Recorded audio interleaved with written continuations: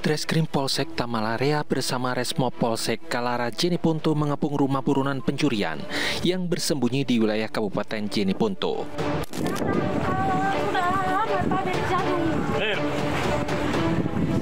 Sudah Pak berjagung, Pak.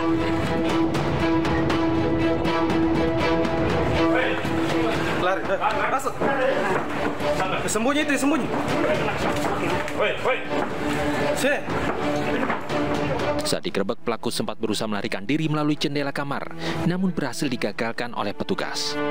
Diketahui pelaku masuk dalam target operasi polisi setelah terindikasi melakukan sejumlah aksi pencurian di dalam rumah di wilayah hukum Polsek Tamalarea, Kota Makassar.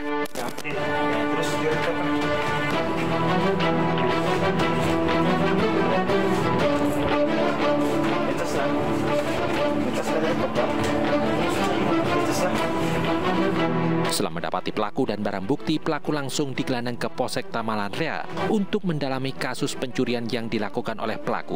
Polisi menduga pelaku tak beraksi sendiri. Jadi pelaku ini adalah residivis door-to-door. Setelah kami adakan penyelidikan, kami mendapat informasi bahwa pelaku berada di daerah Jeneponto, tepatnya di daerah Tolo. Selanjutnya Bang, proses penangkapannya itu berawal dari mana Bang? Setelah kami mendapat informasi bahwa pelaku berada di Jeneponto, kami langsung bergerak ke daerah Jeneponto, tepatnya di daerah Tolo, Kecamatan Kalara. Proses penangkapannya gimana Bang? Pada saat tersangka kami mendapat informasi bahwa tersangka berada di dalam rumahnya, pulang dari minum, kami bergerak dan mengepung rumah tersangka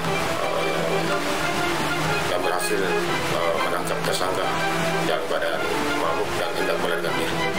Guna mempertanggungjawabkan perbuatannya, pelaku dijerat pasal 365 tentang pencurian dengan ancaman 5 tahun penjara. Dari Makassar, Sulawesi Selatan, Muhammad Nurbuni, iNews melaporkan.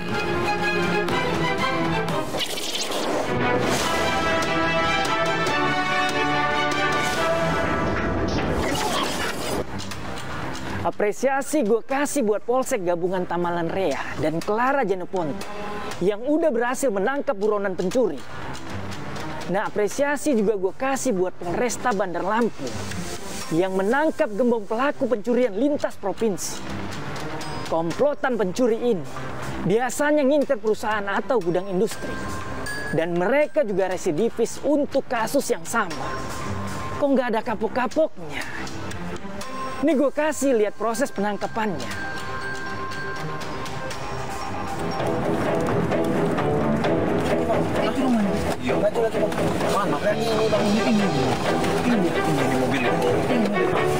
Tim khusus anti bandit Polresta Bandar Lampung menggerebek rumah gembong pelaku pencurian di Desa Negeri Jemanten, Kecamatan Margas Kampung, Lampung Timur.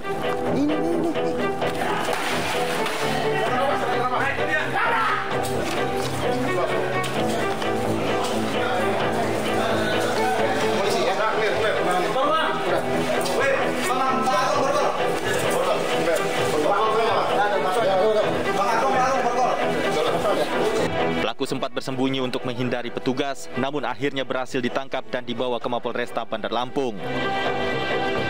Pelaku diduga sudah beraksi di 7 lokasi di sejumlah wilayah di Provinsi Lampung. Dalam aksinya, tersangka beserta rekannya mencuri uang dan barang dengan menyasar perusahaan ataupun gudang industri. Menurut polisi, tersangka merupakan gembong pelaku pencurian lintas provinsi yang masuk dalam target operasi. Tersangka juga merupakan residivis kasus yang sama dan pernah mendekam di Lapas Bogor, Jawa Barat pada tahun 2017. Polisi turut menyita barang bukti berupa uang tunai 10 juta rupiah, 4 unit laptop, 2 telepon seluler, dan sejumlah peralatan yang digunakan untuk mencuri. Modus operandinya, kapten ini memimpin beberapa pelaku yang merupakan pelaku lintas provinsi. Mereka menunjuk, memetakan, dan menyasar terhadap perusahaan, PT, kantor yang menyimpan uang dalam berangkas dan barang-barang berharga yang mendukung kegiatan kantor tersebut. Polisi kini tengah mengejar 4 tersangka lain yang terlibat dalam aksi pencurian lintas provinsi ini. Dari Bandar Lampung, Andres Afandi, iNews melaporkan. Nah, buat lo yang doyan kuliner, terutama kuliner khas asal Palembang empek-empek. Lu semua harus waspada nih. Karena dari hasil penelusuran tim iNews, ada oknum penjual pempek nakal yang berusaha mencari keuntungan lebih dengan membuat pempek dari bahan ikan busuk. Ini informasinya buat lu.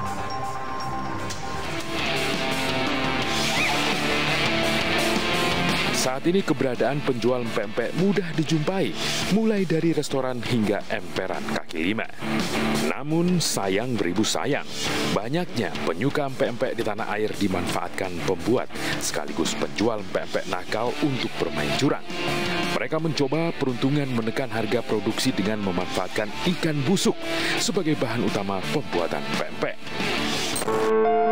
Berbekal informasi dari teman di pasar, tim iNews Files kemudian meluncur menyusuri jalanan kota, menemui pembuat empek-empek nakal tersebut di Jawa Barat. Sebut saja namanya Siti. Sesampainya di pasar, Siti langsung melangkah menuju toko langganannya untuk membeli sejumlah bahan membuat pempek. Tepung terigu dan tepung kanji menjadi bahan yang masuk kantung belanja terlebih dahulu. Langkah Siti masih berlanjut. Kali ini Siti menuju toko plastik untuk membeli kemasan atau pembungkus pempek. Namun alangkah kagetnya, ternyata bahan lain yang dicari Siti, yakni tawas, dijual di toko plastik ini.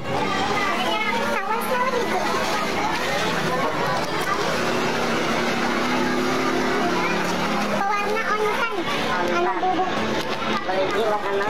Warna kuning muda.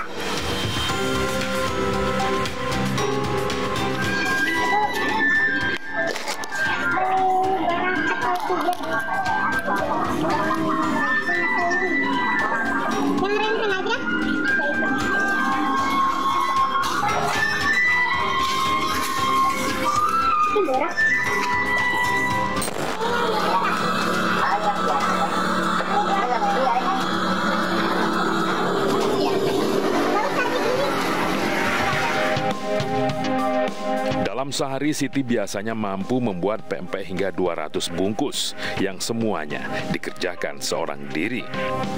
Kelihayan Siti dalam mengelabui pelanggan menjadi modal utama. Karenanya, tak jarang Siti mendapat pesanan tambahan dari tetangga atau kenalan yang sedang mengadakan pesta besar di rumah atau gedung pertemuan. Ini ikan pesanan. Oh, yang tadi pesan ini ya? Iya. Emang beda ya kalau beli pesan sama yang di pasar itu? Iya, ini mah kan udah jelek banget, udah busuk banget sih. Lebih buruk apa gimana kan ya? Ini mah lebih busuk. 1 kilo ikan tenggiri busuk biasa dibeli Siti dengan harga Rp10.000. Harga yang cukup murah jika dibandingkan membeli ikan tenggiri segar seharga Rp60.000 per kilonya. Pempek ala Siti rupanya tak hanya menggunakan ikan busuk dalam pembuatannya.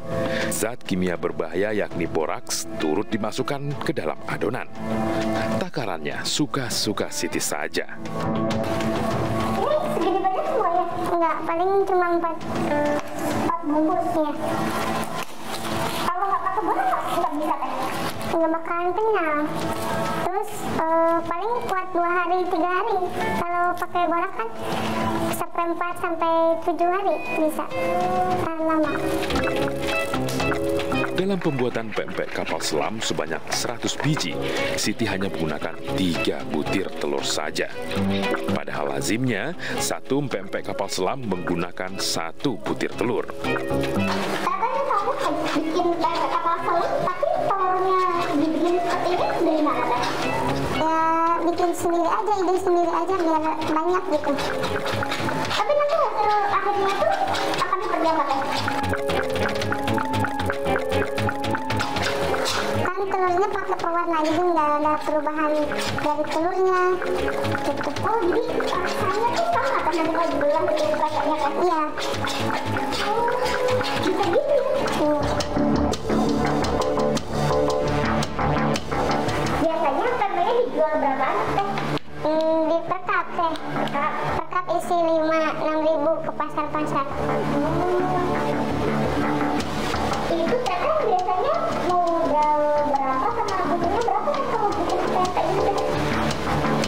habis kayak gini mah kan 3,5 sampai 400 ya.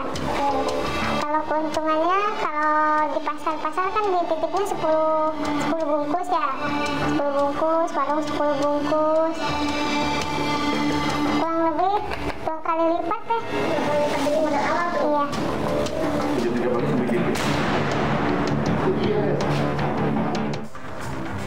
Nah, sekarang gue akan kembali membacakan laporan yang masuk.